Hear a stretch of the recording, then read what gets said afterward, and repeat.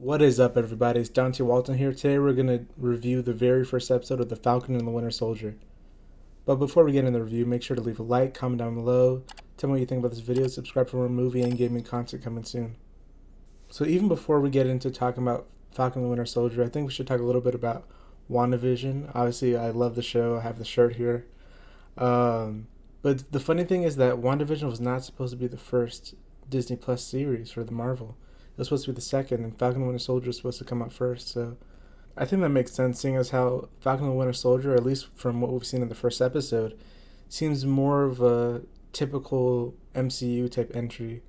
But WandaVision, like, that was a format that Marvel has never tried before, like in any of the movies. So I could see why that was supposed to be second and not first. But either way, we're here with this one, and right off the bat, we start off with a really, really cool, like, action scene with the Falcon. Probably the best one I've seen so far, if I'm being honest.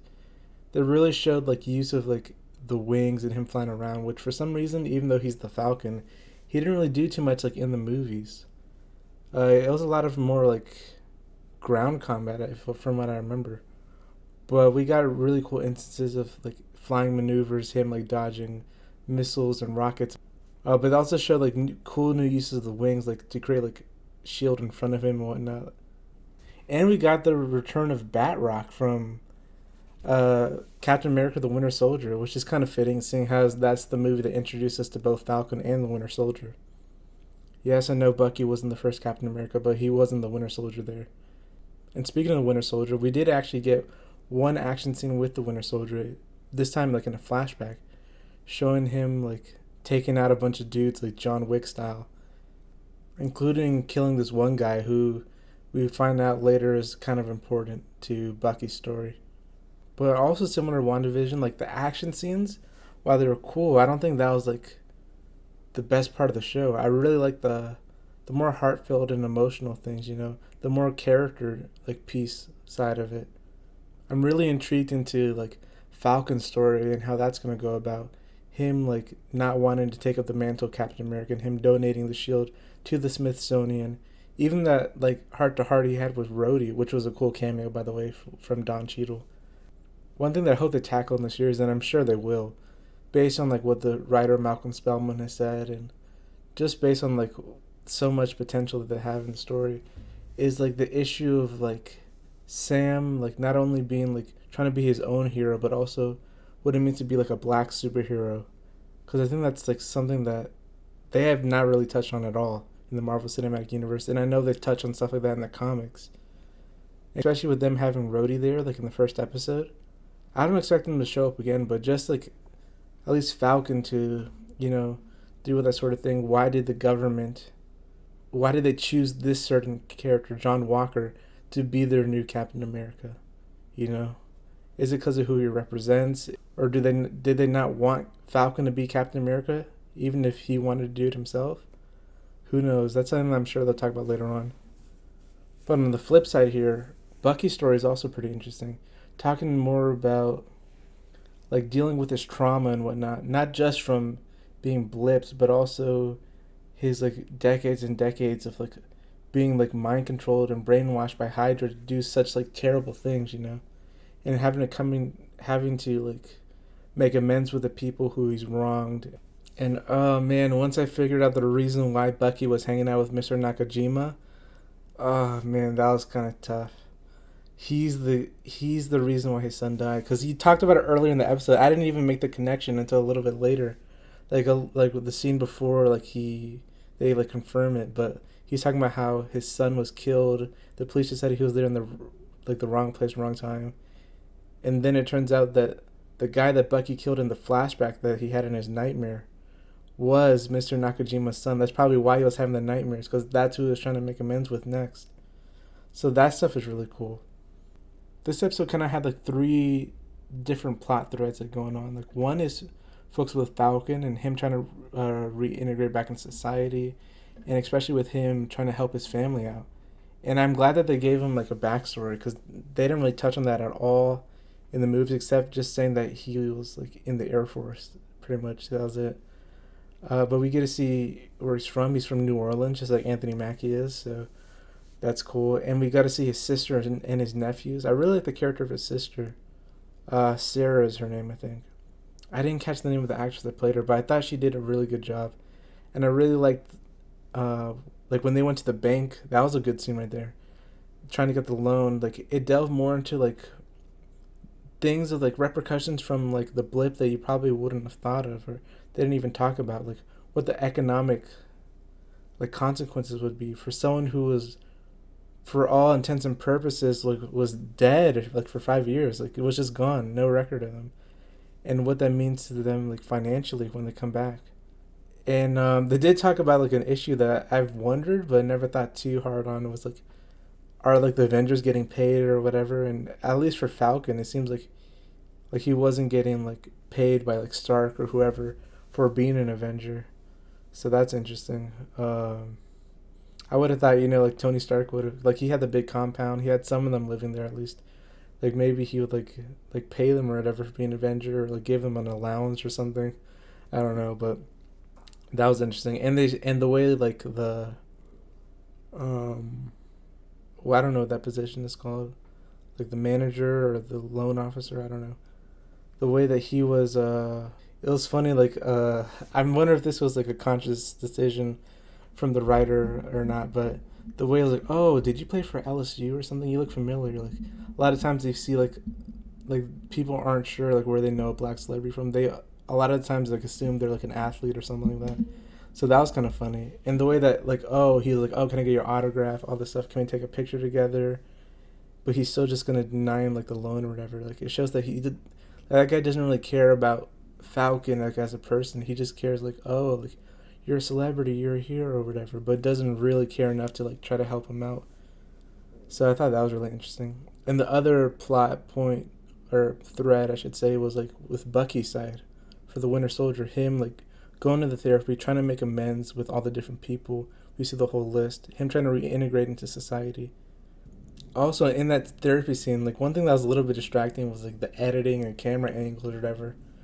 Why do they have them like such like close up angles some of the times? Like, do we really need to see them this close? I mean, really, that was a little bit distracting. And he didn't just miss like the last 5 years. He missed like so many years throughout his whole life because of him being the Winter Soldier and him being put on ice and unthawed whenever they need him to do something. So, and he wasn't totally conscious during that whole time period either, really. So who knows like how much of time he actually missed. So hopefully they talk more about that. I thought his was really interesting in another way, talking more about like the trauma, PTSD of being made to do things like that, like he didn't really have any control over, or like maybe at the time he didn't think twice about, but now like he has like nightmares about him and whatnot. So I thought that was pretty interesting. And the other thing that they didn't go too much into, but obviously that's a thread that's going to be like throughout the whole season, I think, was this new character who I also like too, Lieutenant, I think he was First Lieutenant Torres, who was working with Falcon in the one mission with Batroc. And he's like investigating this group called the Flag Smashers, which I know Flag Smasher, I'm vaguely aware of that character, is like from the comics. He's like someone who's like kind of like what they said in the show, like their group is like they want one like they want like one nation, I mean one world with like without borders or whatever. They're against like these symbols of like nationalism or whatever, kind of like what like someone like Captain America would represent. And they thought that the world during the blip, which is an interesting twist tying it into the blip, I guess like the world wasn't as like, and the governments and the nations weren't as like, like as fortified or whatever during that time period. And I thought that it worked better that way. So I like they found a way to get an origin of their character from like the blip. I'm not sure if like in the comics Flag Smasher was only a person or was also a group like it is in this show, but at least in the show it seems like it's gonna be like an ideology, like a group, which I think is like a radical group, which I think is like a really cool twist for that character. I'm really curious to see where that goes. Like, why are they so strong? Do they have the super soldier serum, or I don't know why, but they seem to be like really, really strong for some reason. But the thing I'm most excited for is like the whole like ideology, like the ideological like debates that they might have in the show. Like, why does like the Department of Defense feel like they need to have this person that they chose, John Walker, to be the new Captain America? Why do they even need to fill like that void or whatever? Because I could tell like Falcon feels like there was only one Captain America, that was Steve Rogers, and we should just leave his legacy be. But obviously, the Department of Defense and the U.S. government feels otherwise. Like they want someone to represent America and their values, whatever that means to them, you know. And they obviously didn't want Falcon to be a part of that because they were like deceiving him. Like he thought he was donating like the shield to like the exhibit on Steve Rogers to like preserve his legacy. And that dude, I don't know his name, I don't remember his name, from the Department of Defense, he was just talking about like, oh, I'm so glad you decided to donate shield, you're doing the right thing, but knowing that he was just gonna give it to someone new, John Walker. That's another character I'm vaguely aware of, but I know that he's more has like, at least in the comics, his mindset is a lot more like a nationalist, you know. So that's something that I can definitely see them talking about, especially like how especially John Walker would clash with someone like the Flag Smashers. They seem like total opposites, like ideologically. Someone who wants like the world with like like no borders, all that stuff, and someone who might be like super nationalist, you know. I'm just really excited to see what they do later on in the show. Like, there's no Sharon, there's no Zemo. We got a little bit of John Walker there at the end. But yeah, like this whole episode just seemed like a lot of setup, you know.